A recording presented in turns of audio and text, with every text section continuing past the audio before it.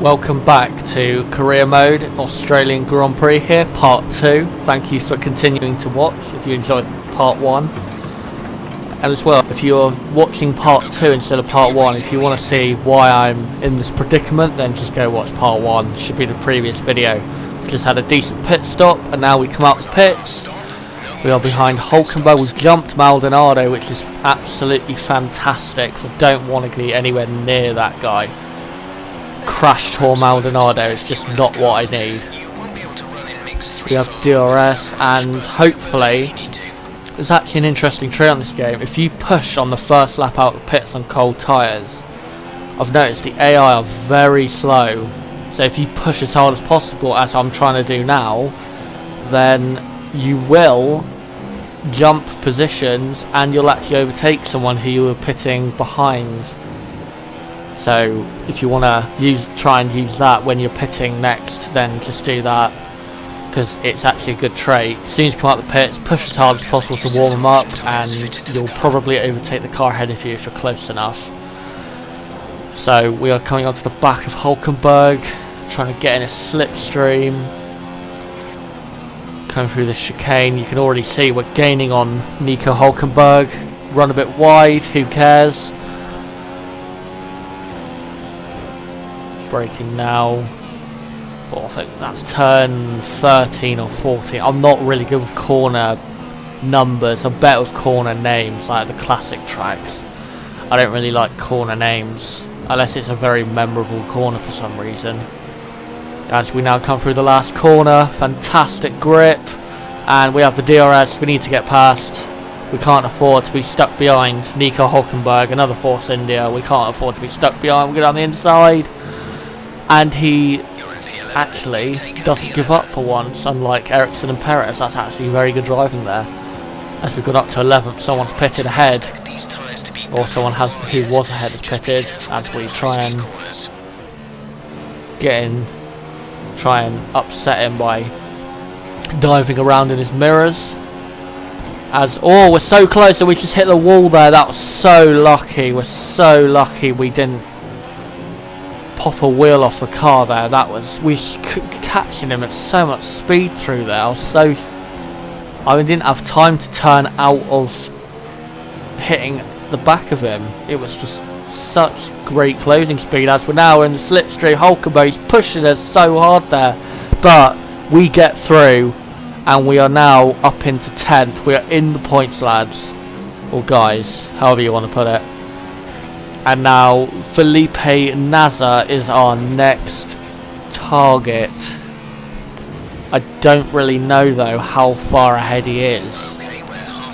He's definitely not within 2 or 3 seconds by telling on the mini-map, but we need to see how close.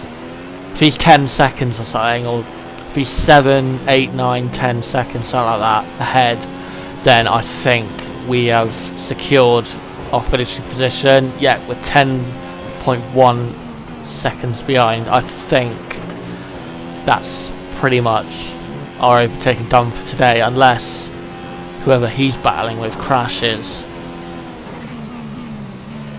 Lap 10 out of 15. If we take a second lap out, then we'll cut it down to 5.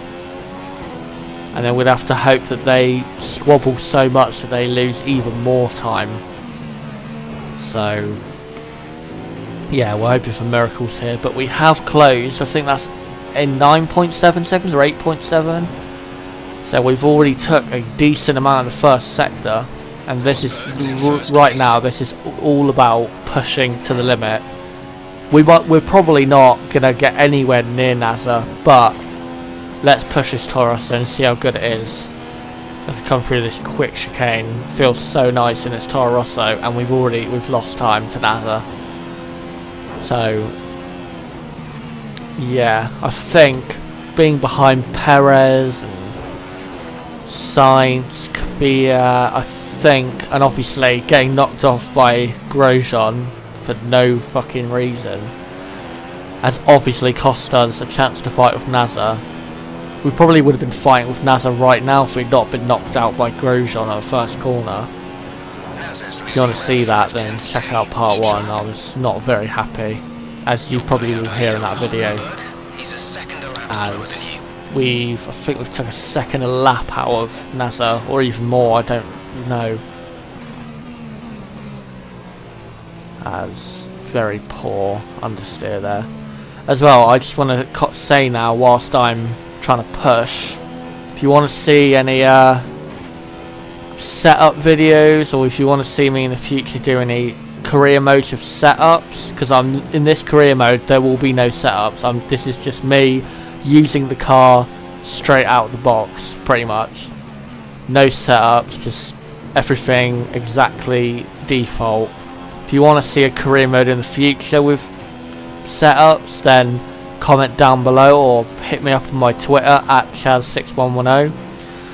I was thinking about doing setups, but I wasn't too sure that I was that knowledgeable yet of this Toro Rosso, or ever, because I'm not really going to be doing the faster cars unless unless you guys comment and say do a Mercedes, do a Ferrari season, or do a Williams season, or something like that. So I need to get used to these worse or shitter cars, so to speak, so I can learn how to set them up, because before I've done all these commentary videos, I haven't really done career mode that much. I really committed to this because I just thought it'd be fun, because I watched Max Verstappen the last couple of races and I just thought that would be so fun to do a career mode season with, and I'd recommend doing it. I think Tiamat Marduk's doing it at the moment, and I can see why he's battling for the championship, because the Toro Rosso feels nice, and being Max Verstappen in career mode or championship season, however the fuck you want to say it, is fun. It is fun. It's more fun than if you're leading the race by half a minute or something like that.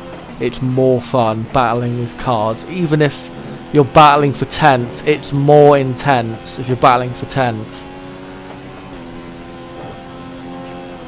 So yeah, if you want to see me do setups with, because as I said, I will be doing career modes with worse cars, not better cars. So if you want to see these setups, then as I go fucking really wide there, if you want to see setups with the worst cars, then just comment down below or hit up my Twitter as again at Chaz6110. And as well as I continue to push, I think I've got the gap down to 8 seconds or 6 seconds, can't really see through my preview screen there.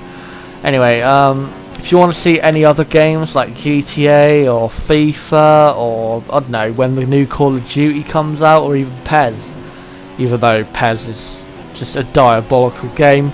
If you want to see any other games, just comment down below, or just hit my Twitter up, Chaz6110, at Chaz6110. I didn't say the at bit then.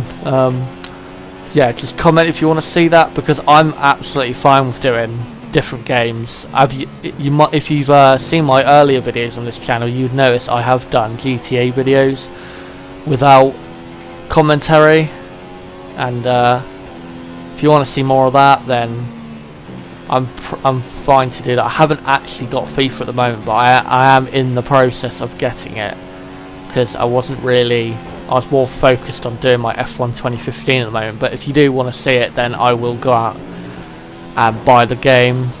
And again, if you want to see Call of Duty, the new Call of Duty game, then again I will buy it if you guys want to see me play that.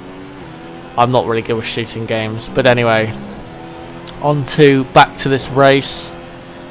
We're coming out to lap 14, not really gaining. I think that's 7.9 behind. I think we've only took about 6 or 7 tenths a lap out of NASA in the last 3 or 4 laps, so it's not been that great of a sprint to try and get up to NASA. Even though he's battling with 2 other cars, it's not been a great sprint. I thought I'd actually gain much more on this.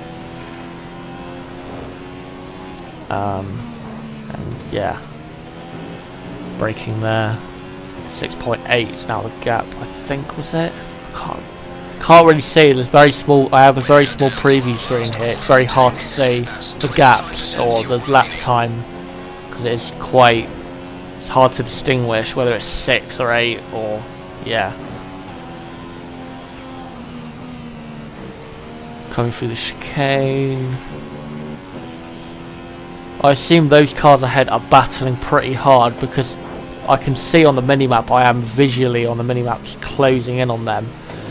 So hopefully one of them can have a Maldonado type moment and crash and let us through as we go wide. That's not going to help, but hopefully they're going to have a Maldonado moment and let us go through, because I need every point I need if I want to finish as high as I want in this World Championship. I don't know where I'm supposed. I don't know the target, the objective. I don't really know. I don't really care, to be honest. I think 7th in the championship would be a good result, realistically, and anything above that would be absolutely amazing and fantastic. As we're on to the last lap now, which again we're just trying to push. Hopefully the cars ahead, as you can see, we're on the mini map again. We are closing in on them. We're under 5 seconds behind now. Oh look, Grosjean's in 9th. What a coincidence. Grosjean, the guy who knocked us out the first corner, we're now just a place behind. So we've actually caught Grosjean well since he crashes out, as Nico Rosberg wins the race.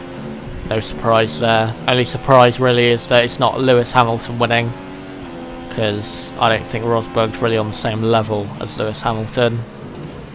As again, closing so fast. Only if there was 2 or 3 more laps we would actually be able to overtake these guys, I think.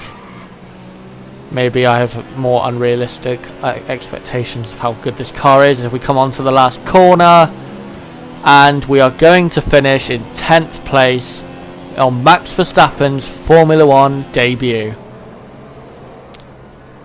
Yeah, could have been better. Could have been much better. Yeah, he looks quite disappointed there. I'm not surprised. I think we could have had a top 7 finish. As you see there, we are finished in 10th position, and that's 1 point. Anyway, if you want to see the next Grand Prix in Malaysia, then I will say on my Twitter at Chess610 when that is going to be. So check out my Twitter for when the next Grand Prix is coming out. So yeah, like, subscribe, and peace.